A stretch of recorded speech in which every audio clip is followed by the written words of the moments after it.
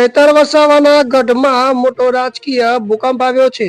આમ આદમી પાર્ટી અને કોંગ્રેસના 1000 થી પણ વધારે કાર્યકરો આજે ભાજપમાં જોડાયા। રામસિંહભાઈ વસાવા, આમ આદમી પાર્ટીના આગેવાન ભાઈ જયરામભાઈ વસાવા, આમ આદમી પાર્ટીના કાર્યકર્તા ભાઈ રમેશભાઈ વસાવા, કાકરપડાથી આમ આદમી પાર્ટીના કાર્યકર્તા ભાઈ ભરતભાઈ, ગ્રામ પંચાયત સભ્ય ભાઈ રામસિંહભાઈ, જીનીતભાઈ, ગાજરગોટાથી ડેપ્યુટી સરપંચ ભાઈ પારસિંગભાઈ વસાવા, ભાઈ લક્ષ્મણભાઈ વસાવા, ભાઈ છગનભાઈ વસાવા, ભાઈ સાતબારા તાલુકાના આમ આદમી પાર્ટીના 200 થી વધારે કાર્યકર્તાઓનું હું ભારતીય જનતા પાર્ટીમાં સ્વાગત કરું છું।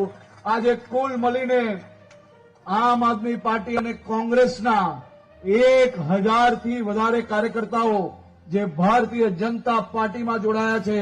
તમે સૌ લોકોનું હું ભારતીય જનતા પાર્ટીમાં સ્વાગત કરું છું। તમારા સૌ લોકો સાથે મળીને team Bharatiya Janata Party, team Narmada, team Gujarat, team Bharat, આપણે સૌ લોકો આ પ્રત્યેક આદિવાસી સમાજના વિકાસ માટે, એમની સેવા માટે તત્પર છે। આપ સૌ લોકોને ફરી એકવાર ખૂબ ખૂબ અભિનંદન।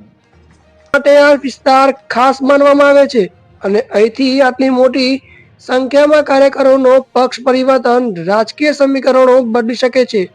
હાલ ભાજપ તરફથી આને વિકાસ અને વિશ્વાસની જીત ગણવામાં આવી છે, જ્યારે વિરોધ પક્ષે આ મામલે પ્રતિક્રિયા આપતા કહ્યું છે કે કાર્યકરો પર દબાણની રાજનીતિ કરવામાં આવી છે। હાલ ભાજપ તરફથી આને વિકાસ અને વિશ્વાસની જીત ગણવામાં આવી છે। આવનારા સમયમાં જ્યારે વિરોધ પક્ષે આ મામલે પ્રતિક્રિયા આપતા કહ્યું છે કે કાર્યકરો પર દબાણ રાજકીય રાજનીતિ કરવામાં આવી છે। હવે જોવાનું રહેશે કે આ રાજકીય ફેરફારોનો આવનારા સમયમાં શું પ્રભાવ પડે છે।